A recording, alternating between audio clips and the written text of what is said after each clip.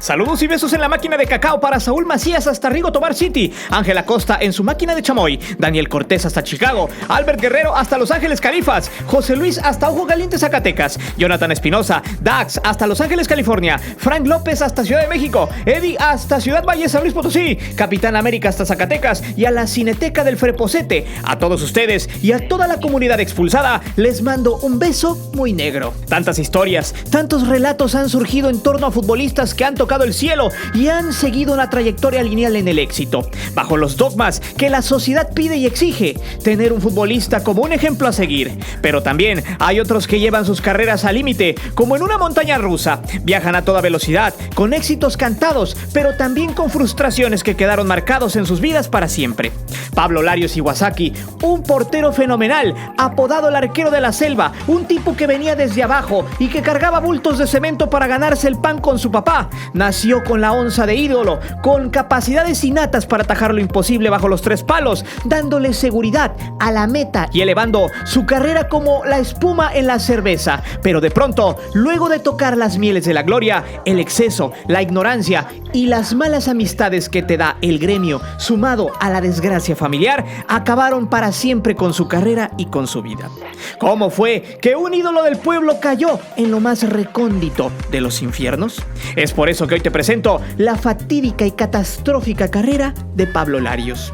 Antes de seguir con el video, te invito a suscribirte al canal, activa la campana para que recibas todas las notificaciones de nuestro material y de las narraciones en vivo. Te divertirás, te lo aseguro.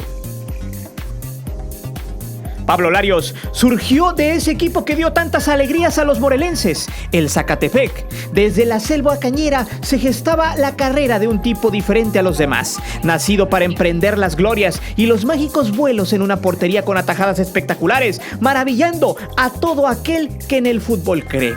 Pablo Larios le mostró sus grandes dotes a México cuando un día se decidió a revolucionar ese puesto. Con Zacatepec estuvo en las buenas y malas, en primera y en el ascenso, guardando la meta como, literal, un perro rabioso. Justamente es uno de los pocos arqueros mexicanos que, estando en la división de plata, fue seleccionado nacional en un mundial y, sobre todo, titular. En aquel lejano de 1986, gracias al pleito entre Pilar Reyes y Bora, Pablo tenía la oportunidad de hacer historia.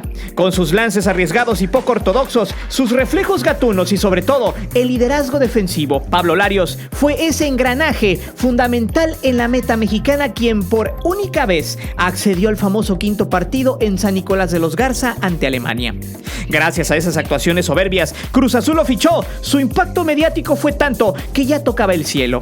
Larios era toda una celebridad, aparecía en programas de televisión, daba decenas de entrevistas, era codiciado por la fanaticada que cada que podía lo acorralaban para pedirle un simple autógrafo o tomarse una foto con el guardameta que pintaba como una leyenda celeste. Y este, fiel a su humildad, siempre accedió.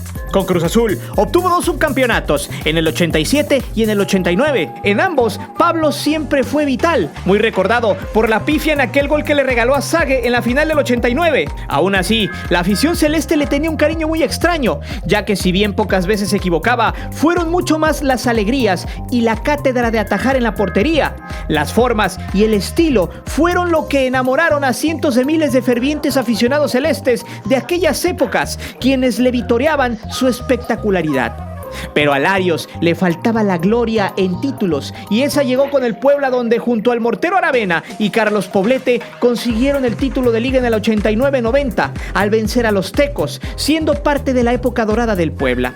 Eso lo elevó al grado de ídolo poblano y donde terminó por el resto de sus días. Larios no se quiso ir del fútbol sin dar las últimas alegrías a la gente, y sobre todo el ocaso de su carrera, donde ya traía fuertes broncas personales y sobre todo adicciones.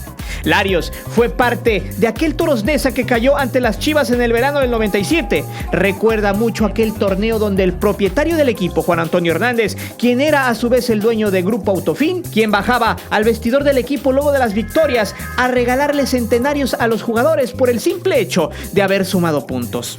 El guardameta confesó que en esos años logró juntar alrededor de 50 centenarios.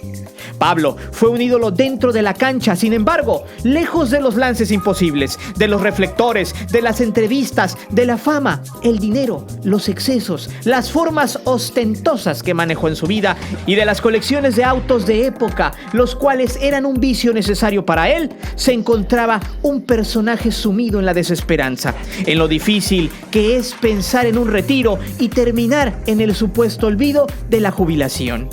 Pablo siempre se negó a dejar el césped y la fama. Sin embargo, todo lo que sube siempre tiene que bajar. Pablo, como muchos futbolistas en su momento han sido famosos, probó las mieles del dinero, de los vicios y el reventón. Solo que su caso tuvo repercusiones muy puntuales en su carrera y con su vida. Eso siempre llega como un virus, se apodera de ti, te controla, te somete, te destruye, pero a Pablo nunca le importó. Creyó que por el simple hecho de ser un jugador de fútbol famoso y adinerado, le daría para decir hasta aquí en el tema adictivo. Pero eso no respeta jerarquías sociales. En una entrevista, él contó que simplemente se dejó llevar y gracias a su fama conoció a todo tipo de gente que se le acercaba, clase rica y con poder, de mediana y de baja. A él nunca le resultó complicado conseguir ni probar los excesos que por excelencia existen en esos mundos para un jugador de su talla. En pocas palabras, era sencillo probar y hacerse adicto, fanático al químico de la muerte. Era un cliente dependiente que por causa de una pérdida poco le importó pensar en las consecuencias que esto le traería años más tarde. Algo que terminó por llevarlo a la quiebra espiritual, humana y de sentido por la vida fue en septiembre de 2008, cuando su hijo biológico Pablo Larios Garza, de 19 años de edad, se fue de este mundo al intentar cruzar por la frontera de Reynosa, Tamaulipas, para ir a ver un concierto al lado de su novia. La hazaña terminó en tragedia, terminando su estancia en este mundo a 200 metros del río Bravo. El chico tenía la visa vencida, por lo que se le hizo fácil llenarse de valor y emprender la aventura. Su padre nunca lo supo. Pablo Larios no podría creer que luego del final de su carrera, el cobro de factura llegaría a través de su vida personal, a pesar de que su esposa e hijos vivían lejos de él. En aquel drástico momento, solo Pablo y su hijo de crianza, Carlos, lo acompañó a reconocer a su hermano. Fueron momentos duros que se tradujeron en impotencia y dolor. La vida de Pablo Larios empezaba a ser un calvario, convirtiéndose poco a poco en un infierno que lo llevaría hasta lo más profundo del abismo, del cual le costaría salir. No obstante, años después, en 2015, su hija Paola Larios sufriría los estragos de la violencia al desaparecer por algunas horas en su auto. Luego de una reunión con amigas y cerca de un fraccionamiento, esta estuvo desaparecida por algunas horas gracias a personajes que se dedican a eso. Por suerte, algo sucedió en ese lapso y terminó por encontrar su libertad horas después. Desde el último adiós de su hijo, Larios fue adoptando más y más las malas rutinas. Se clavó en el mundo oscuro y de ahí no salió tan rápido. El retiro y la decadencia lo habían hundido hasta el fondo del Hades y ya no había salvación, ya no tenía opción. El dolor de su pérdida potenció la no valoración por la vida y eso le causó los estragos que terminaron por llevarlo a otro mundo años más tarde. La adicción a lo químico le costó una infección que se apoderó de su nariz, comenzó a erosionar el cartílago y parte del hueso nasal. También empezó a carcomer los huesos como un parásito hasta llevarlo a realizarse 20 cirugías en la nariz, acabando con la estética física y deformando su cuerpo para siempre. Pareciera que era la cruz que cargaría por siempre gracias a un supuesto virus que se apoderaría de su nariz. La primera cirugía desató el terror, no quedó bien y otros médicos hicieron hasta lo imposible para rescatarle esa parte del cuerpo que le erosionaba poco a poco el aparato respiratorio y el tabique nasal. Después de las cirugías y de que su vida había estado en riesgo, Pablo logró salir poco a poco de ese oscuro mundo. Recordó que para entender los fracasos había que descender al inframundo y afrontar las consecuencias, pasar los topes, sortear los baches indiscriminados. Larios superó el adiós de su hijo, trató de devolverse la vida que él mismo se estaba arrebatando por dolor. Un dolor que es difícil de erradicar, pero que tiene muchas consecuencias. El inframundo lo había dejado solo, sin familia, sin ilusiones. Pero no todo estaba perdido, siempre hay una luz al final del camino. A pesar de haber cometido muchos errores, Larios supo reponerse de lo que parecía imposible. Emulando al recuerdo de sus grandes atajadas, a lo majestuoso de sus vuelos, el maestro del aire tomaría sus últimas fuerzas y diría basta. Volvería con convicciones a pesar de las marcas físicas de la batalla. Regresaría para poner su nombre en el tabernáculo de las leyendas.